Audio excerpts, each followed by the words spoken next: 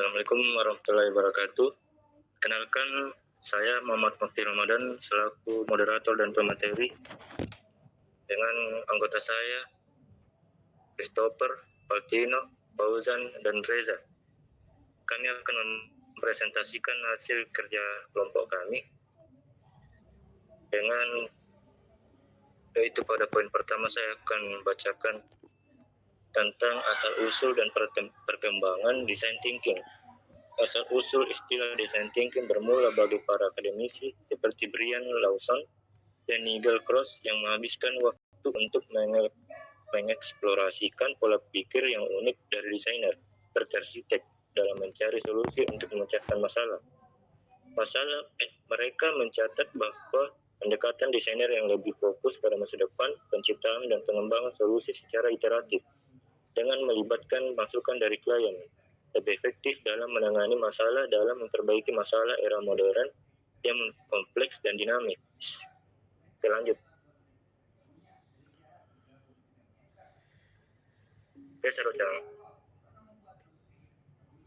Selanjutnya 5 tahapan design thinking.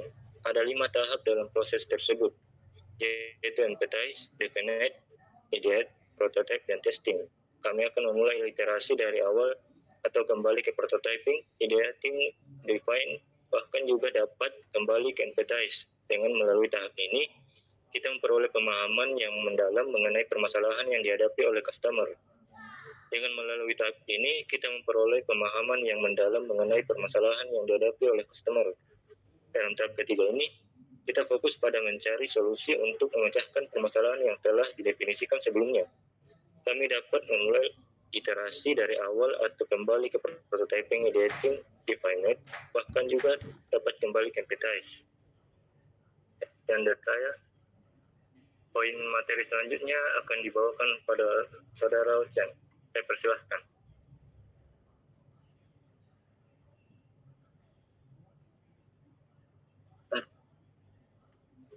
Baik, kedengaran suaraku?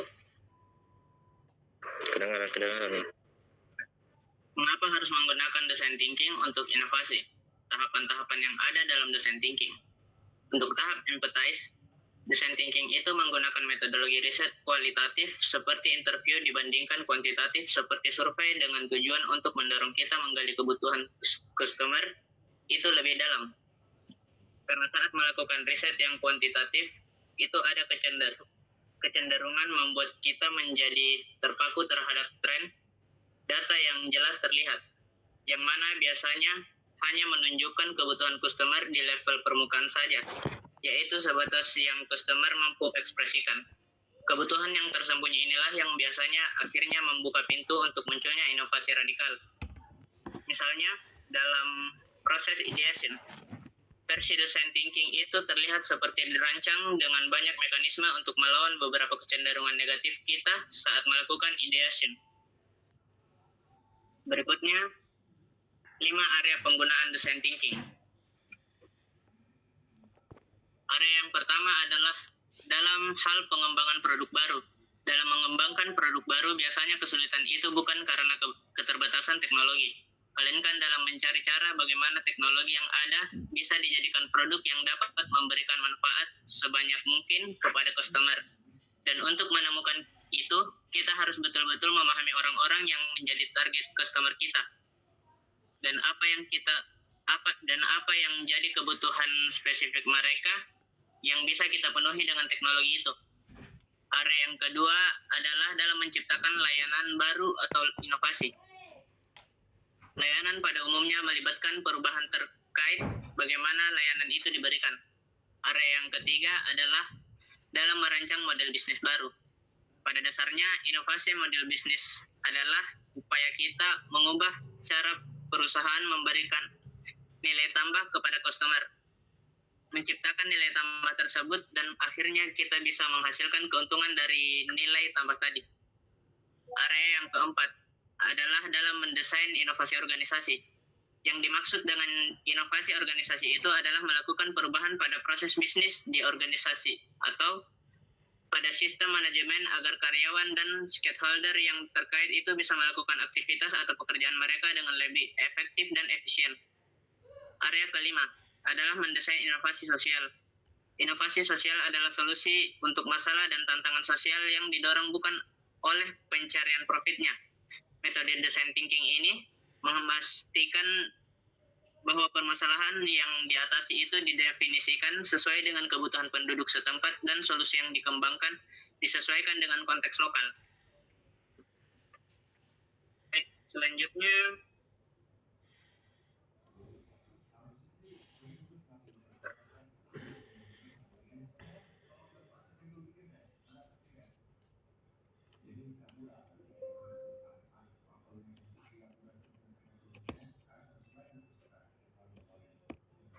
Baik, itulah materi yang dibawakan oleh Saudara Ocang. Pada bagian poin materi selanjutnya akan dibawakan oleh Saudara Reza. Kepadanya saya persilahkan.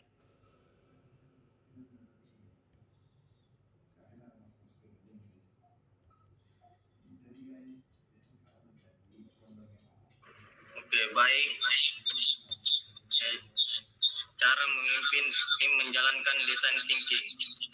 Salah satu daya tarik dari plan considering adalah tahapnya yang praktis dan bisa dijalankan dengan skala atau sumber daya yang minim. Namun, perlu juga diketahui bahwa walaupun tim Anda sepertinya mampu menjalankan setiap tahapan dari plan considering, belum tentu mereka bisa mengatasi faktor ketidaknyamanan yang akan mereka rasakan ketika menjalankan plan considering, dan obat dari itu cuma satu, yaitu kepemimpinan Anda. Tim Anda itu membutuhkan pioner yang mampu membimbing dan mendukung mereka dalam mengatasi ketidaknyamanan yang biasanya mereka rasakan ketika pertama kali praktek plan considering. Maka seorang pioner yang aktif dan efektif itu krusial untuk memastikan bahwa implementasi dari plan considering itu sukses dijalankan dalam tim Anda atau di perusahaan Anda. Yang menantang adalah mereka harus membiasakan diri dengan merasakan apa yang selama ini mereka hindari, yaitu kegagalan dan kesalahan, yang mana kemungkinan besar akan mereka alami berulang kali saat mereka melakukan plan considering pada saat prototyping, testing, dan di setiap proses iterasi. Oleh karena itu, pioner seperti Anda perlu mengetahui bagaimana cara membantu tim agar bisa mengatasi semua ketidaknyamanan itu.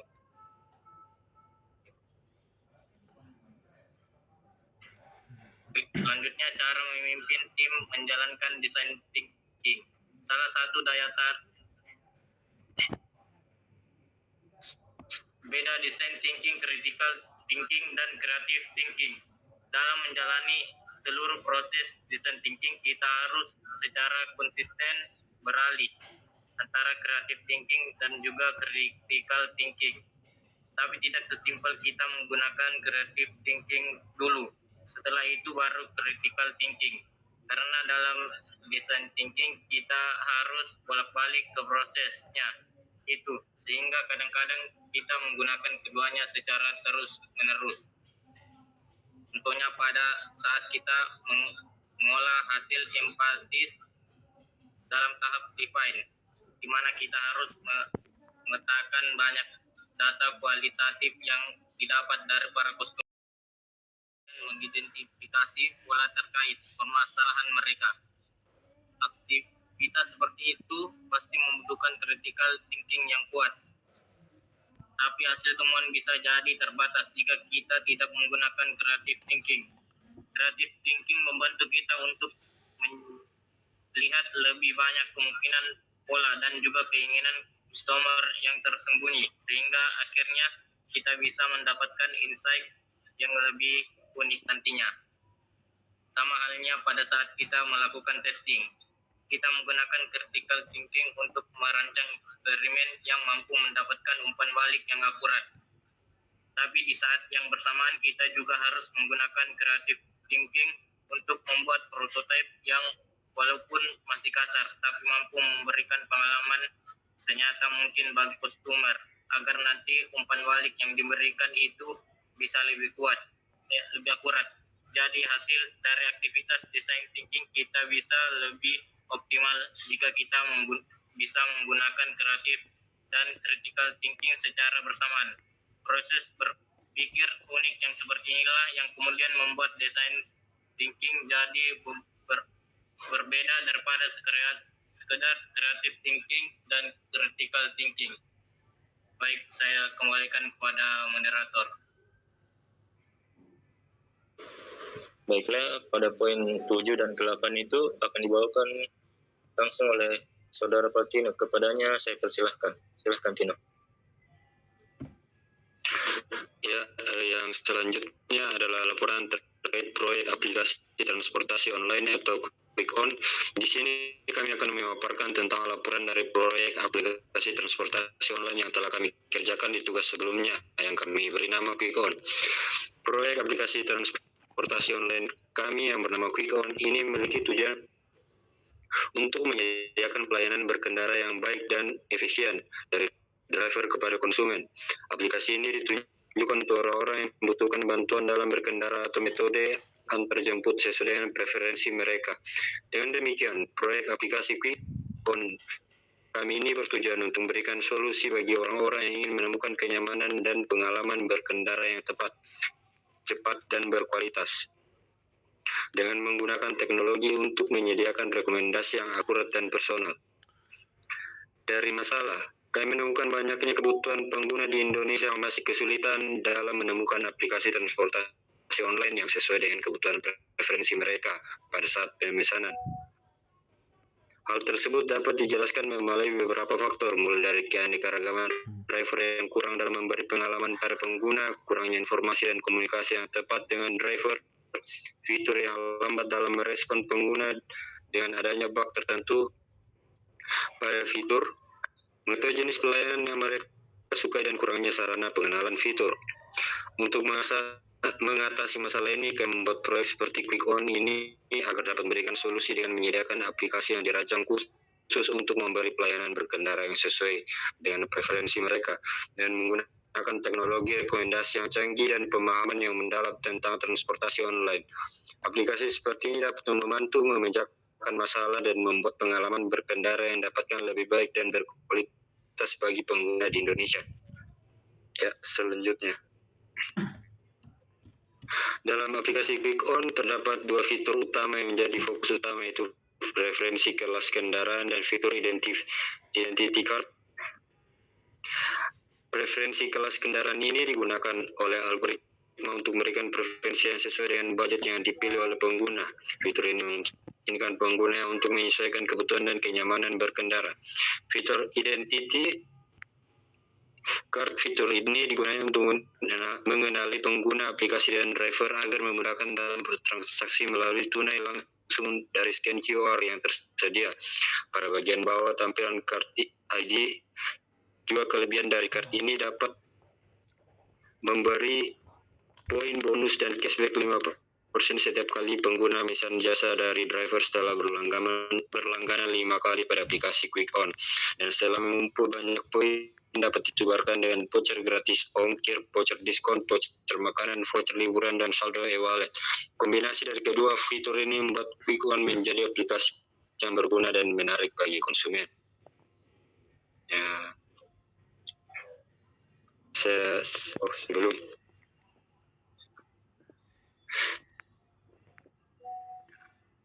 Ya, sudah Tino. Itulah paparan materi yang diberikan Saudara Paltino. Selanjutnya poin materi selanjutnya akan dibawakan langsung oleh Saudara Christopher. Kepadanya saya persilahkan.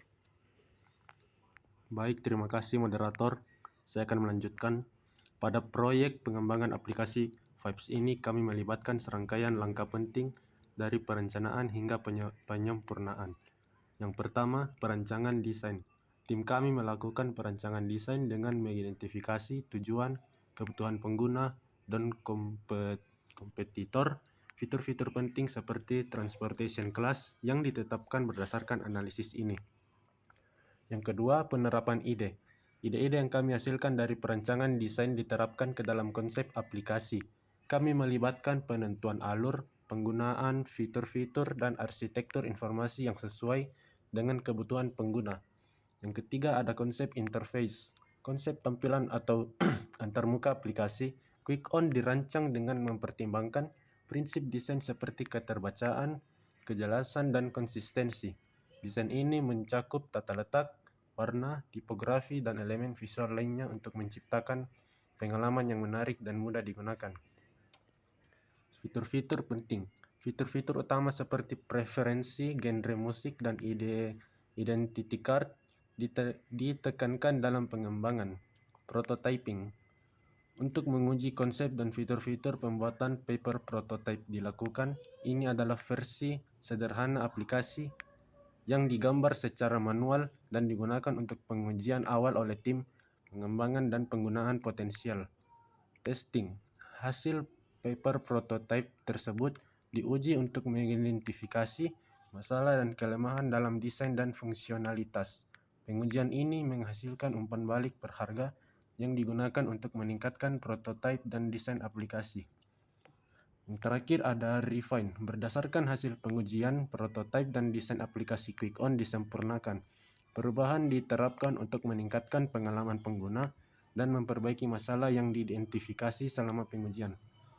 Dengan demikian, pengembangan konsep dan proyek aplikasi Vibes melibatkan tahapan perencanaan, desain, pembuatan prototipe, pengujian, dan penyempurnaan.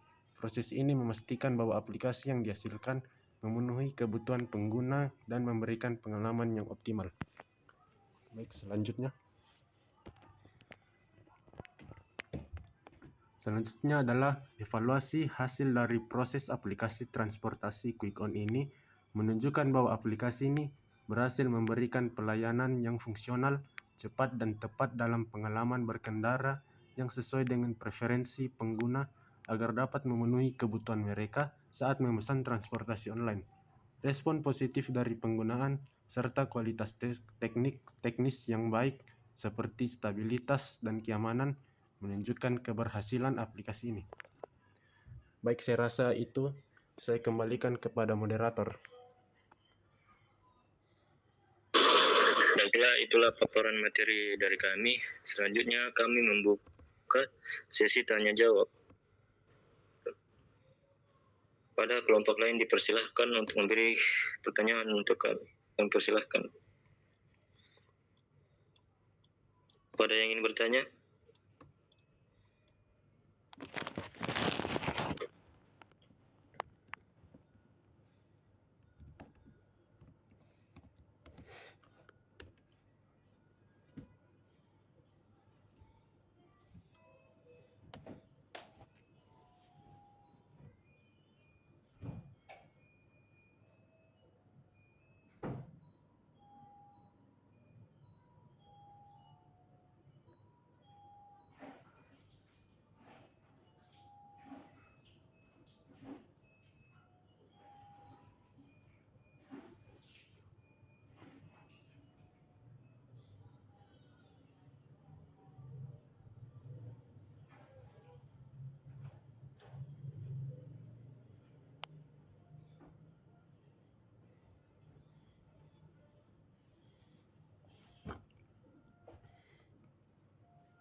Baik, saya ulangi.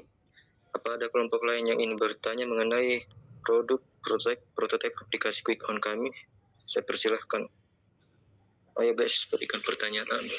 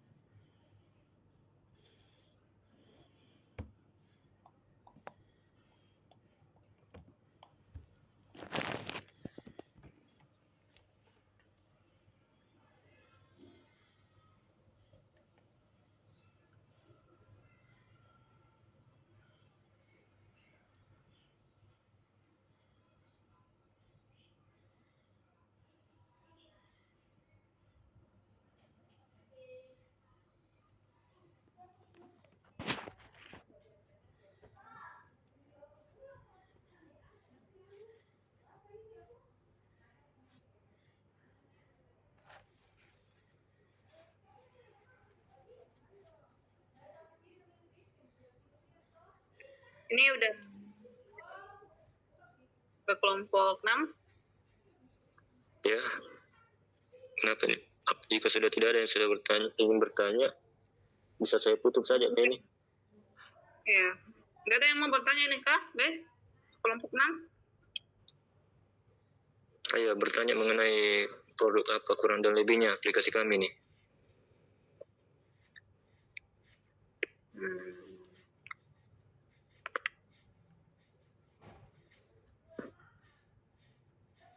Mungkin bisa ditutup saja kali ya, karena sudah tidak ada pertanyaan kayaknya.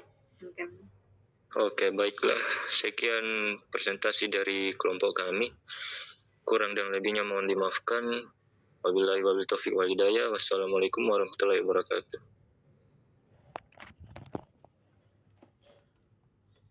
Waalaikumsalam warahmatullahi wabarakatuh. Oke, terima kasih semua. Udah semua kan? 4 kelompok kan? Sip, bisa diakhiri lah.